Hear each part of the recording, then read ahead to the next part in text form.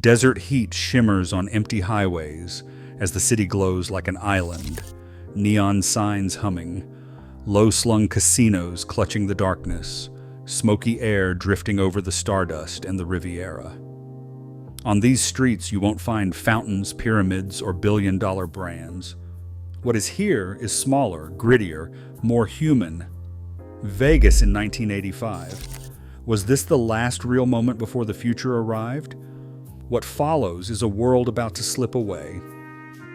Night settles over the Strip, but the city pulses with color. Neon letters spill across the pavement: Stardust, Sahara, Riviera, Flamingo, each marquee flickering against the black desert sky. Cars glide in, headlights blinking as valets in crisp vests step forward, hands outstretched for keys. Free parking draws a steady tide of arrivals. Engines cool beside the curb while families gather their things, laughter echoing in the dry air. The sidewalks hum with anticipation. Strangers shuffle past, the glow of casino lights painting their faces in pink and blue. Cigarette smoke drifts from open doors, mixing with the scent of hot asphalt and distant fried food. Beneath the signs, everyone pauses, some to snap a photo, others to watch the endless loop of bulbs chasing one another up and around the Stardust's spire. Each entrance is a threshold. Step inside and the world outside disappears.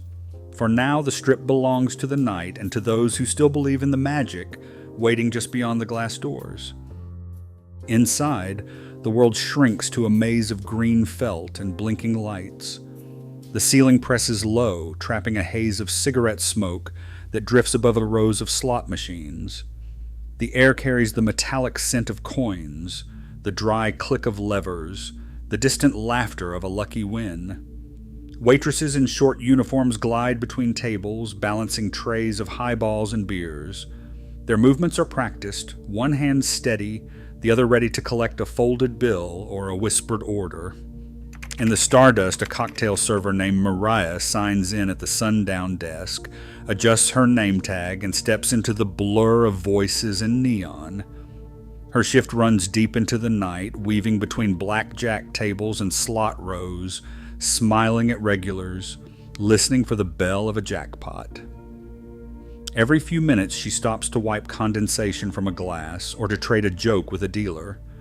The floor feels endless yet familiar. Carpets worn soft underfoot, edges of the tray warm from the lights overhead. Tips slip quietly into her apron.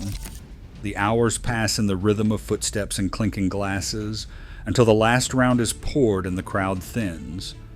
In the quiet after, Maria heads to the diner next door, counting her night's earnings over a cup of coffee, the taste of smoke still on her tongue. This is the heartbeat of the night, intimate, ordinary, and just out of time. Downtown Fremont Street runs raw and close to the bone. Neon tubes flicker above battered storefronts. Binion's, the Golden Nugget, Four Queens, casting a restless glow onto cracked sidewalks. Quarter slot machines stand sentry beside doorways, their metal handles worn smooth by thousands of hands. The air is thick with exhaust and the sweet tang of spilled beer. Police cruisers idle at the curb, lights off, windows rolled down. Their presence is routine, not menacing, just part of the nightly shuffle. Street performers work the crowd, voices rising over the hum of traffic. A magician in a rumpled jacket palms coins for a loose circle of onlookers, his smile quick and tired. Nearby, a singer belts out standards, her voice carrying past pawn shops and souvenir windows, chasing tips that drop with a clink into her open case. The hustle is constant, the faces change, but the rhythm is familiar, gritty, affectionate, a little bruised. There are no digital billboards, no canopy overhead, no synchronized light shows. The only ceiling is the night sky, broken by the cold buzz of neon. Every corner feels lived in, stubbornly real, holding on to a kind of charm that doesn't announce itself. In this part of town, the past isn't a memory. It's still breathing, just out of frame. In the quiet sprawl beyond the glitter, stucco homes line streets edged with desert stones and thirsty shrubs. The hum of a window air conditioner cuts through the stillness, a steady answer to the relentless heat. On a side street, 3 kids on BMX bikes race the fading sun, tires kicking up dust, laughter trailing behind them as they weave between parked cars and mailboxes. Their world is curb jumps and scraped knees, the freedom of an empty cul-de-sac before dinner. Farther down, a mother calls her children in from the yard, screen door slamming behind them. Inside, the kitchen glows with the soft yellow of overhead lights, the table set for a simple meal, pot roast, boxed potatoes, a pitcher of iced tea sweating in the dry air. Family voices drift through open windows, mingling with the distant whir of sprinklers and the low drone of a television. Bowling leagues meet at the local alley, dads in short sleeves swapping stories over pitchers of beer. In these neighborhoods, the city feels small, ordinary, and close-knit. No fountains, no canals, no themed towers on the horizon, just the slow rhythm of suburban life, steady as the summer dusk. A headline from the morning paper spells it out in black and white. Median home price, $78,000. Rows of stucco houses stretch toward the horizon, each lot marked by desert stones and a lone palm. Mortgage flyers promise fixed rates, low down payments, a chance to own a piece of the valley for less than $80,000. In the kitchen drawer, a pay stub rests beside a stack of utility bills, culinary local 226, 40 hours, union scale. Dealers bring home $9 an hour before tips, cocktail servers, $7.50 an hour, valets a little less, but every shift ends with cash folded into pockets and a quiet sense of certainty. Buffet ads crowd the classifieds. $2.95 for a broiled chicken dinner at the Stardust, 99 cents for breakfast if you beat the rush. Families stretch paychecks across cheap groceries, gas at $1.15, and free parking everywhere you look.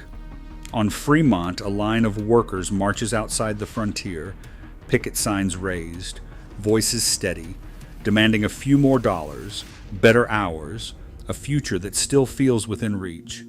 There are no fountains, no themed towers, no arena residencies or Cirque du Soleil. Just the ordinary math of wages and bills, and the promise that this city, for now, belongs to those who keep it running. In the Stardust Lounge, the house lights fall away, leaving only a soft amber glow on the stage.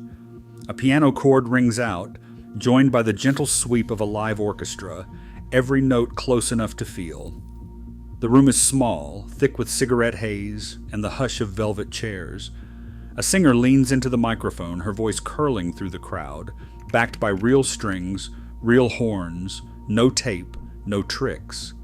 In the wings, showgirls adjust sequins and feathered headpieces, laughter muffled behind the curtain. There are no pyrotechnics, no arena speakers, no million-dollar sets, just the shimmer of costumes, the warmth of applause, and the quiet pulse of a city still built on live music and late-night intimacy. No fountains leapt skyward at the heart of the Strip.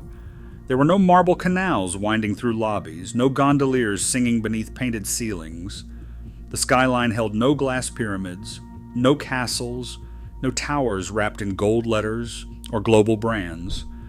The only water was the shimmer of a pool behind a low fence, the only spectacle the slow parade of headlights and neon. No Cirque du Soleil, no arena-sized residencies, no thunder of stadium crowds. The Strip's biggest show was a lounge act and a live band, a velvet curtain and a spotlight. There were no influencers angling for the perfect shot, just families, gamblers, and dreamers, each drawn by the promise of something personal and close. The future waited out of frame. Bellagio's fountains in 1998, the Venetian's canals in 1999, the Luxor's pyramid in 1993, arenas and residencies still years away. In 1985, the city's edges were quiet, the skyline unfinished, and the night belonged to those who were simply there. A crane rises above the Strip, its arm glinting against the dusk. Steel frames stack higher beside the old neon, casting new shadows across the pavement. The Imperial Palace pushes upward, windows reflecting the last orange streaks of sun. Farther down, a fresh logo is bolted to a hotel's facade, letters sharper, colder, promising something bigger. The Morning Review Journal rests on a breakfast counter.